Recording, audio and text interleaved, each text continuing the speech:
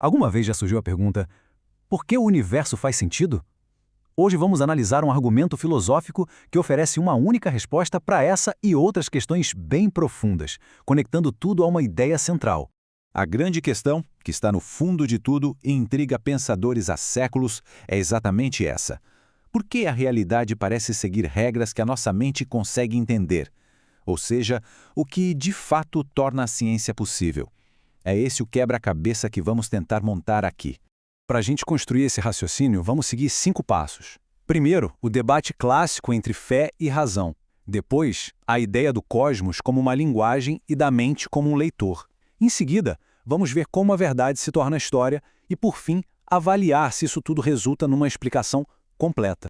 Então, nosso ponto de partida é um conflito bem famoso. A ideia de que existe um abismo, uma separação total entre a fé religiosa e a razão lógica. Geralmente a conversa é essa, né? De um lado, a fé, vista como algo subjetivo, um salto no escuro, uma crença que não precisa de provas. Do outro lado, a razão, apresentada como a única ferramenta que seria objetiva e confiável para a gente entender o mundo. Acontece que o argumento que estamos explorando hoje vira essa mesa. Ele propõe que fé e razão, na verdade, não são opostas. Mais do que isso, elas estariam profundamente conectadas. A tese é ousada. A fé, em vez de ser um abandono da razão, seria justamente o que a fundamenta. Mas como isso funcionaria? Bom, o primeiro pilar desse argumento redefine a própria realidade. Ele estabelece uma base racional para o cosmos. O ponto de partida é este texto, um dos mais conhecidos da tradição cristã. Ele identifica o princípio que criou o universo com um conceito-chave, vindo do grego, o logos. E o que significa logos? Traduzir como verbo ou palavra ajuda, mas a ideia é bem mais ampla. Pense em logos como a razão, a lógica, o sentido por trás de tudo. É como se fosse a mente criadora e ordenadora que impede o universo de ser apenas um caos sem propósito. Sob essa ótica, o universo deixa de ser aleatório. As leis da física, as regras da matemática, elas não são acidentes. Elas são a gramática de uma realidade que foi, por assim dizer, falada ou pensada para existir. A criação em si seria um pensamento divino se manifestando. Certo, se o universo é um livro, uma linguagem, a pergunta seguinte é inevitável. Como é que nós conseguimos ler esse livro? Por que a nossa mente está sintonizada com a estrutura da realidade? A resposta que o argumento oferece é uma ponte conceitual chamada Imago Dei. A ideia aqui é que a nossa capacidade de raciocinar é um reflexo da racionalidade divina que criou o cosmos. Nossa mente teria sido feita à imagem dessa mente criadora. E isso ilustra a lógica central de uma forma bem elegante. Pense bem, o universo tem uma ordem racional, a mente humana consegue decodificar essa ordem. Para essa linha de pensamento, a melhor explicação para essa sintonia fina entre mente e matéria é que as duas compartilham uma mesma origem racional. Conhecer o mundo seria, de certa forma, repensar os pensamentos do Criador. Claro, isso nos joga direto numa objeção bem séria. Se a razão humana é um reflexo da mente divina, por que existe tanto erro, tanta confusão e, principalmente, o problema do mal?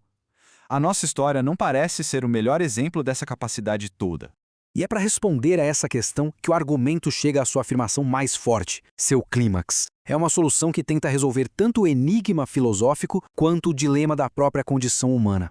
A filosofia sempre teve esse desafio. Como é que a gente conecta as verdades universais, abstratas e eternas, como a matemática, com os eventos particulares, concretos da nossa vida e da nossa história? Como o que é eterno pode tocar o que é temporal?